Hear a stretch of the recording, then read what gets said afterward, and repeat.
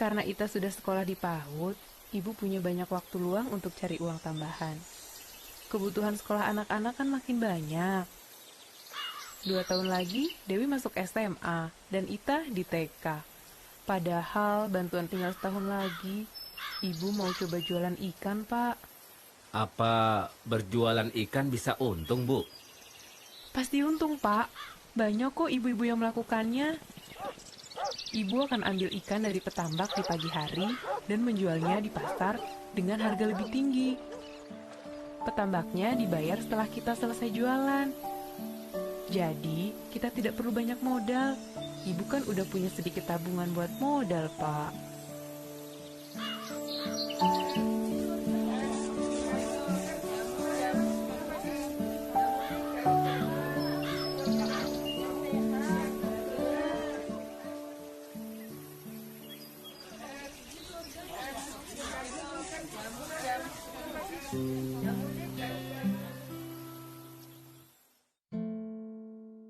Saya bayar ikan yang laku saja ya, Pak. Saya belum balik modal nih. Wah, tidak bisa, Bu. Berapa yang Ibu ambil tadi pagi? Ya segitu Ibu yang harus bayar sekarang. Karena dagangan ikan saya sering tidak laku, lama-lama modal saya menipis dan jualan saya jadi makin sedikit. Bahkan saya terpaksa berutang pada petambak kalau tidak bisa membayar ikan yang sudah saya beli. Ya Bu G, itu tadi film dari usahanya Bu Lili. Kira-kira apa Ibu yang dapat dengan simpulkan dari film tadi Bu? Usahanya Bu Lili itu tidak berhasil.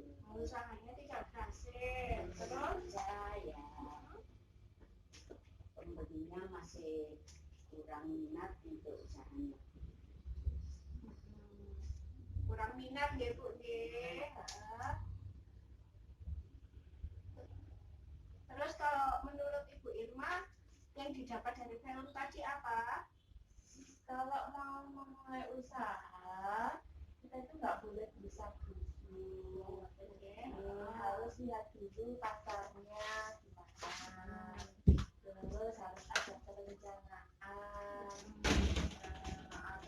alternatif biar nanti kalau kita mulai usaha, uang kita nggak langsung kalau usahanya itu nggak berhasil, kita nggak sampai sendiri utang. Jadi kita punya rencana-rencana, misalkan rencana A nggak berhasil, kita bisa beralih ke rencana B. Kalau Bu Lili tadi?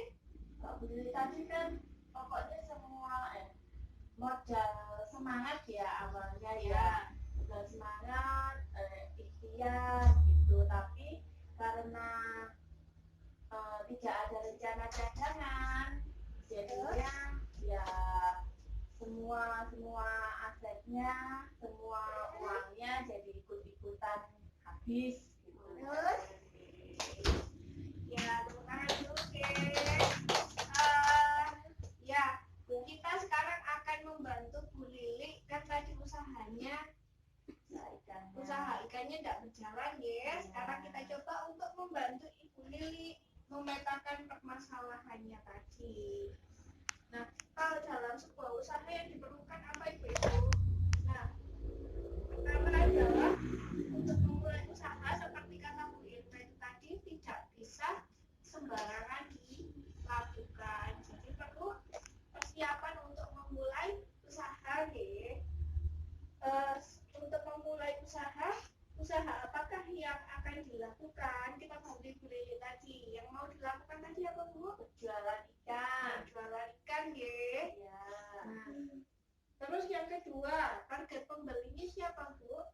Ibu-ibu yang berbelanja. Oh, ibu-ibu yang berbelanja di pasar ya. Kalau menurutnya Bu Murti sinten Bu? Pengunjung pasar. Oh, pengunjung Iya. di pasar itu. Tapi tadi ada permasalahan di poin ketiga nih nggih Bu guys. Bagaimana untung bisa didapat nanti? Kalau tadi kan untungnya membuatan Bu Lilinya. Ya. Ya. Tambah hari, tambah merosot. karena pembelinya sedikit. Karena pembelinya sedikit nih. Terus bagaimana supaya Bu Lili bisa untung? Kalau menurut ibu-ibu ya nopo?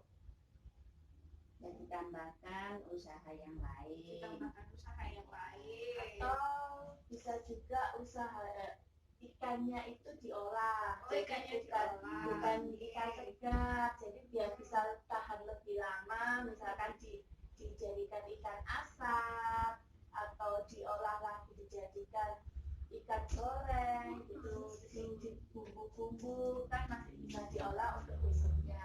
Yang keempat tadi menurut jenengan yang menyebabkan kegagalan usahanya Bu Lili nopo nggih Bu nggih? Ya itu tadi kurang adanya langkah antisipasi gitu.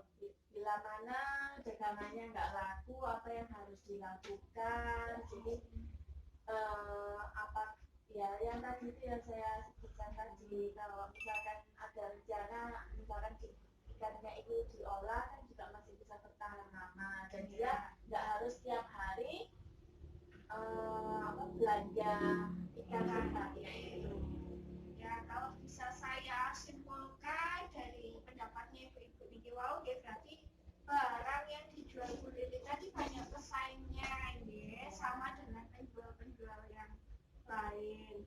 Nah terus kualitasnya kalau ikan segar kan juga sama gitu dengan penjual yang lain. Nah kalau benar seperti kata Ibu Irmeni tadi diistimewakan gitu diasam nopo di bumbu Atau bisa juga ikannya itu di packing. di packing Ya di packing yang lebih menarik lah istilahnya. Jadi nggak cuma dijajar gitu aja, tapi gimana caranya kita membuat orang tertarik untuk melihat produk kita gitu, untuk melihat dagangan kita. terus berarti masih banyak informasi yang dibutuhkan gitu untuk memulai sebuah usaha.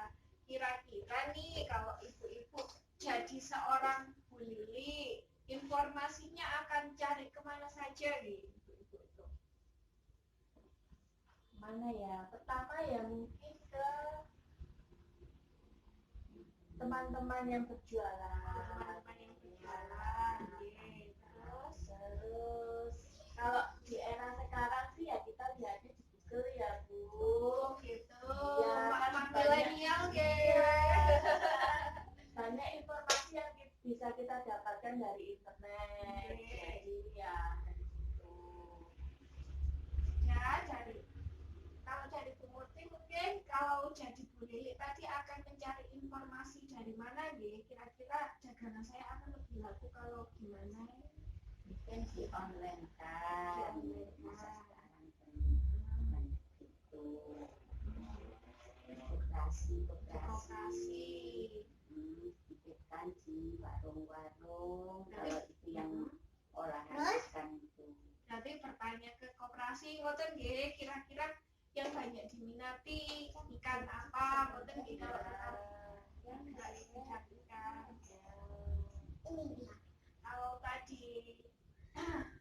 Kalau tadi sudah melihat cerita kegagalan usahanya Bu Lili, habis ini kita akan melihat cerita kesuksesan usahanya Bu Lili, ya, bagaimana dia bisa bangkit dari usahanya yang gagal itu. Tapi sebelumnya kita ingat lagi yel-yel yang sebelumnya waktu kita memulai modul untuk memulai usaha ini. Nah, yel-yelnya masih ingat ya Bu ya? Uang tidak cukup, ya usaha dong. Saya ulangi ya. Uang tidak cukup, ya usaha dong. Untung ada pelatihan wirausaha. Dari situ, saya baru tahu bahwa untuk memulai usaha ada urutan langkah yang harus dijalani. Saya perlu mengumpulkan informasi yang berhubungan dengan ide usaha saya. Berdasarkan informasi tersebut, saya harus menilai bisa tidaknya usaha itu dijalankan. Ternyata, berjualan ikan matang lebih bagus peluangnya daripada jualan ikan segar. Saya putuskan untuk jualan ikan balado. Kata teman-teman arisan, ikan balado saya enak. Setelah itu, saya merencanakan keuangan usaha untuk memastikan usaha tersebut bisa memberi keuntungan. Agar dagangan laku, saya juga merencanakan pemasarannya. Dengan menjalani langkah-langkah tersebut, usaha saya mulai berkembang dan mulai dapat pelanggan tetap. Setiap hari setelah dagangan habis, saya langsung belanja keperluan keluarga dan keperluan dagang untuk esok hari. Tapi, uang untuk beli ikan dan bumbu sering tidak cukup. Lama-lama, jualan saya berkurang. Juga keuntungannya. Kenapa jadi begini? Untung saya diingatkan untuk menyisihkan dan memisahkan uang buat modal usaha esok hari. Dan sisanya baru untuk membeli kebutuhan keluarga. Setiap malam sebelum tidur, semua pemasukan dan pengeluaran saya tulis di catatan kas harian usaha.